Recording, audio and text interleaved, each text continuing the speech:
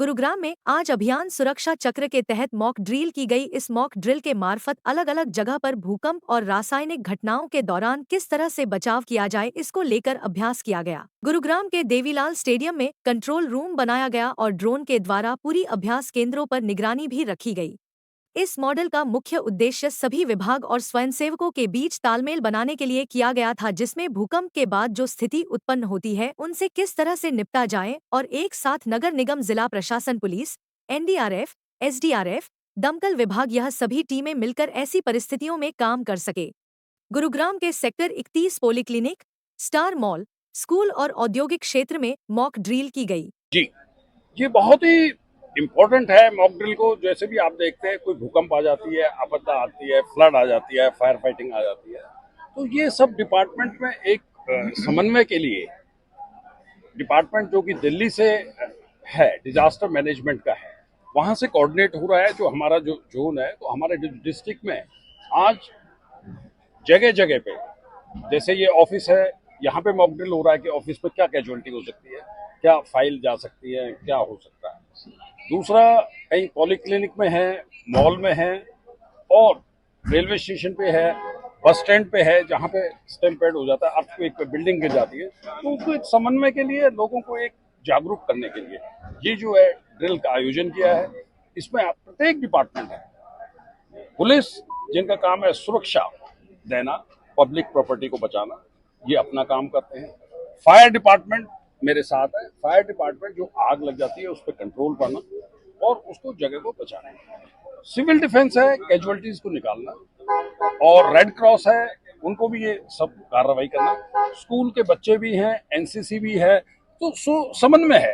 And Gurgaon में administration भी है, एडीसी साहब भी इसके हमारे हिस्सा है, और जो भी रिक्विजिशन होती है उसके अलावा आर्म फोर्सेस को रिक्विजिशन दी जाती है, सिक्योरिटी को दी जाती है, क्योंकि इसके अंदर फोन बंद हो जाते हैं जब अर्थक्वेक आता है, मोबाइल टावर्स गिर जाती है, उसके बाद में फ्लडिंग हो जाती है, डोजर चाहिए लोगों को लिए, तो ये रिसोर्सेज आर्म फोर्सेस के होते हैं। तो उसका जो डिप्टी कमिश्नर साहब है, उनको पूरी पावर होती है आर्म फोर्सेस को रिक्विजिशन करना। आर्म फोर्सेस के लोग भी आए हैं, उसको मॉनिटर कर रहे हैं, और बड़ी अच्छी तरीके से हो रहा है। लोगों को बड़ा उत्साह है हर डिपार्टमेंट का। पुलिस बहुत तत्पर है, बहुत अच्छा काम किया, सिविल डिफेंस ने काम किया, रेड क्रॉस ने काम किया, फायर डिपार्टमेंट ने काम किया, और स्कूल के बच्चों ने, और जो सिविल नागरिक है, बड़े उत्साह से सीखने की एक तमन्ना है और काम करने का उत्साह उनके अंदर नजर आ रहा है। जी, मॉक ड्रिल एक बेहद महत्वपूर्ण एक प्रोग्राम है। लोगों को अपनी ड्यूटी पता लगे, लोग रिवाइज हों, लोग ट्रांसफर हो जाते हैं एक जगह से। आज साहब इधर हैं, कल पलवल चले जाएंगे, तो दूसरी जगह जो डिपार्टमेंट है वो सब अदला बदली हो जाता है, तो उससे रिवाइज हो जाती है। फिर हम एक्शन में देखते हैं कि हमने क्या काम नहीं किया।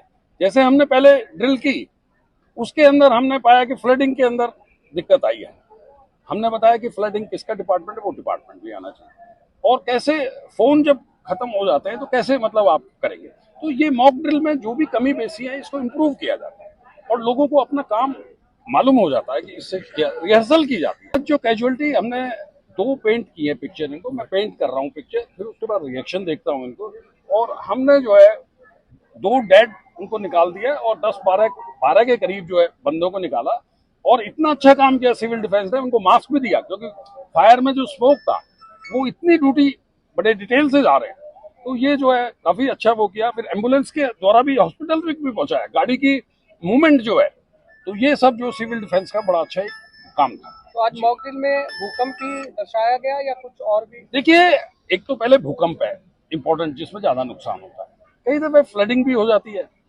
कई जगह आग भी लग जाती है, तो ये जो डिजास्टर मैनेजमेंट है, कुछ भी हो सकता है, आप प्रतिक्रिया कुछ भी हो सकती है, कोई आग लग सकती है, तो उसमें जैसे फायर डिपार्टमेंट आएगा, नॉर्मल टाइम में, हीट का टाइम है, आग भी लग सकती है, फ्लडिंग भी हो सकती है, तो वो पिक्चर भी पेंट है, तो उनका भी अपना जो ड्यूटी है वो उसको निभा रहे हैं, बेखूबी से निभा रहे हैं। जी, सुबह 9 बजते ही गुरुग्राम में इमरजेंसी अलार्म बज गया। भूकंप के कारण बिल्डिंग गिरने और केमिकल रिसाव की सूचनाएं जिला प्रशासन को मिली। 5 स्थानों पर भूकंप और रसायन रिसाव के कारण लोगों के मलबे में दबे होने की जानकारी मिली। सूचना मिलते ही राहत और बचाव दल को मौके पर भेजा गया, जिन्होंने रेस्क्यू ऑपरेशन शुरू कर दिया। देखिए, हमें जो आदेश दिए गए थे, हमें फर्स्ट एड पोस्ट और रिलीफ कैंप लगाने के लिए गए थे और कैजुअलिटी को बाहर निकालने के लिए। जैसे ही भूकंप का हमें संकेत मिला, मेरी टीम यहाँ पर अपने आप यहाँ पहुँची है और यहाँ पहुँचते ही हमने अपना सेटअप किया, फर्स्ट एड पोस्ट लगाया, रिलीफ कैंप लगाया है और आदेश पाने पर हमने अंदर एंट्री करके कैजुअल्टी निकाली है।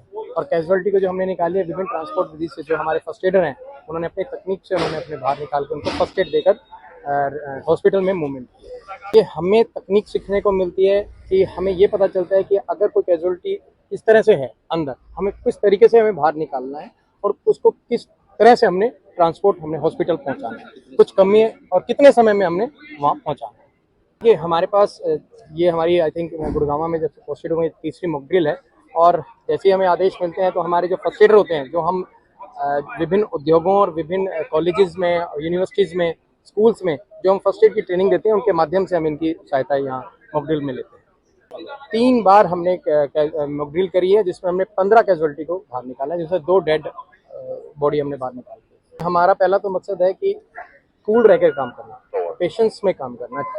हम पैनिक नहीं होना चाहते कि भाई पैनिक हुए हैं और पैनिक से काम करेंगे तो सारी सिचुएशन को हम ख़त्म कर सकते हैं, लेकिन अगर हम कूल रहकर काम करेंगे तो अपने सिचुएशन को अच्छी तरीके से हैंडल कर सकते हैं। फिलहाल मॉक ड्रिल का अभ्यास पूरा कर रिपोर्ट आला अधिकारियों को सौंपी जा चुकी है। इस रिपोर्ट के आधार पर आला अधिकारियों द्वारा संबंधित विभागों को निर्देश दिए जाएंगे। अधिकारियों की माने तो समय पर होने वाले इस अभ्यास का मकसद हर विभाग को आपदा के समय के लिए तैयार रखना है।